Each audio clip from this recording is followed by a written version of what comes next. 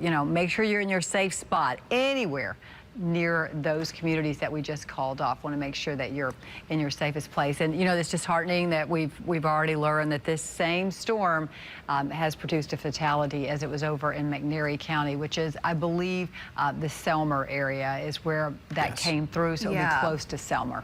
So near Memphis, near Jackson, but again, that's where this storm originated from.